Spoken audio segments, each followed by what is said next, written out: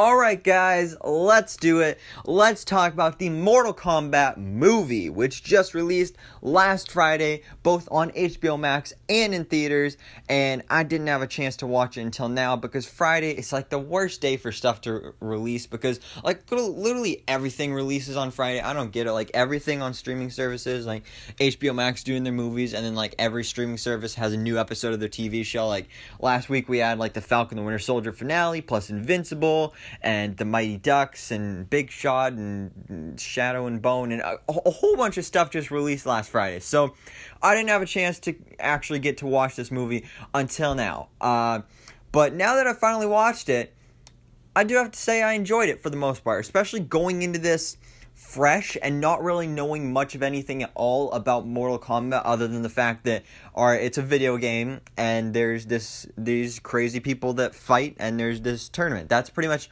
all I knew about this movie. I didn't even watch the trailer going into this, so I was going into this completely fresh, not really knowing anything, but I still enjoyed it, and I have to say that by the end of the movie, I was definitely invested in some of these characters, and I'm definitely excited for a sequel, because that's definitely something that's going to happen here. We're definitely getting a sequel. But also at the same time, there were parts that were confusing to me as somebody that wasn't, hardcore or really at all into Mortal Kombat before this. But at the same time, I do feel like fans of Mortal Kombat that, like, have loved this franchise for years and loved the video game and past live-action movies and animated movies and stuff, you're going to love this. And, by this point, you've probably watched it already because it's been almost a week later. Or actually, not really a week. But anyway, fans of Mortal Kombat are going to love this. I feel like they're really going to love the way that these characters are portrayed in this movie. So I think that's great. But then again, as a general audience member, I think a lot of people going into this not being familiar with Mortal Kombat may not be getting into it as much. And one of the reasons for that may be the gore and violence, because this is pretty violent. Like, they really take advantage of that R rating when it comes to the blood and gore. And, it wasn't that bad. I mean, if you're used to it and you've seen other stuff with this type of level of gore, then it's not that bad. But also, I don't recommend eating a meal while you're watching this. I made the mistake of watching this movie while I ate breakfast. It wasn't that bad, but still, don't have the snacks. It's not a good idea because you're gonna see some gross stuff happen. But I think it was cool though, and it is part of the Mortal Kombat franchise. And this property is the violence. So I think that they used it in a pretty cool way. And like I said, really took advantage of the R rating for this movie. And then we have the cast. The cast for this movie, I think, was pretty good. There were a few weak links in here, but I think for the most part, the cast was really good. Some of the acting was really good, and I really enjoyed the cast. And while it's not like A-list level Oscar-winning acting here, I think it was good enough for what we had here. And when it comes to like the story that was going on here, I think it was good enough. Nothing special, but it was good enough.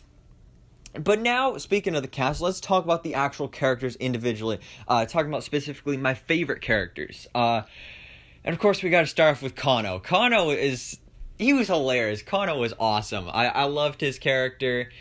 He was hilarious. I loved all of his like pop culture jokes and like just the things he was saying to everybody. And he was like, "Oh, I want to get my superpowers" and all that stuff. So he was just a great character. And spoilers if you haven't seen it yet. We're gonna start going more into spoiler territory a little bit more now. His turn to the dark side, it made sense with his character, and he was kind of like an anti-hero before that, but I do kind of wish that maybe he did stay more of an anti-hero and not just go full on to the bad side. It would have been nice if he stayed with our core hero team, because I really enjoyed that character. But what we did get from him, I did really enjoy. Then we also have Sub-Zero, who was awesome in this movie. Like, just seeing his powers with, like, all the ice stuff in that one scene when he showed up and confronted Cole Young, and it just started all of a sudden snowing, and we're like, it's snowing in the middle of July? That was awesome. I loved the way they showed his powers. The visual effects on that were amazing. But as for the actual character himself, I think his suit was awesome. It looked really cool. I mean, it looked a little rubbery and stuff. But at the same time, I also think he was kind of just like a cliche villain. Like, they didn't really develop his character too much. We had that great opening scene with him, which developed him a little bit, but for the most part, throughout the whole movie, he was just kind of a cliche villain that was like, all right, I gotta kill these good guys and all that stuff. And then he was basically just ended up being a henchman in the end and was just working for that other guy that I forgot the name of.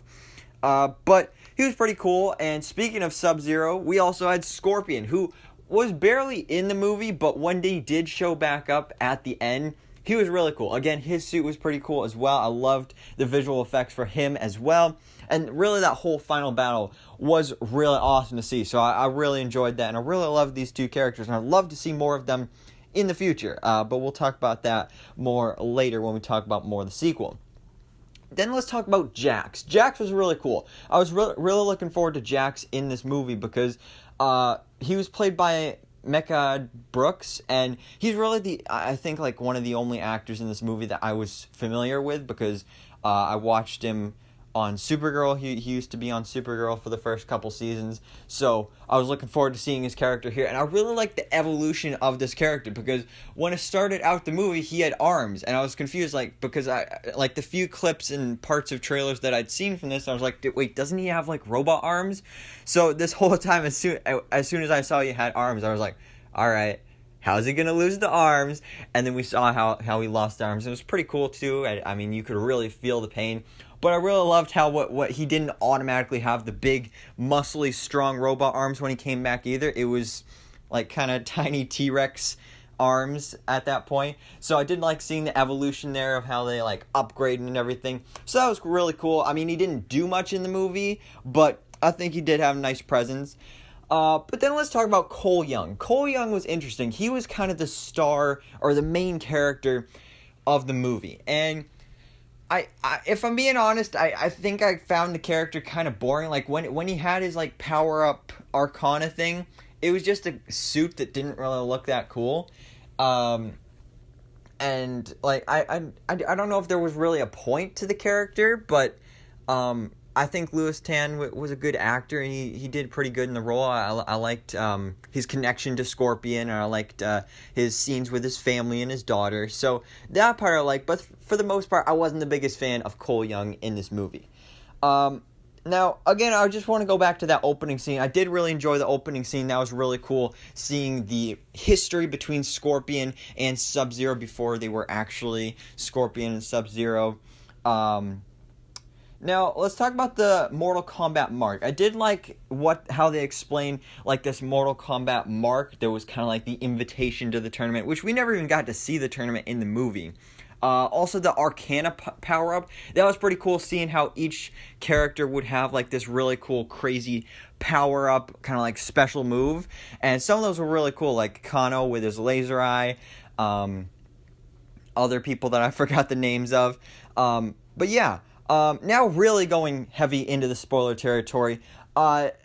Characters died in this movie, but as the bad guy said at the end, like, I'll be back with my people. Like, they're not really dead. So I feel like pretty much, like, all the people that died in this movie are probably coming back for a sequel, like, especially Sub-Zero. Like, even though they're dead, they can be resurrected. That's something that can happen pretty easily.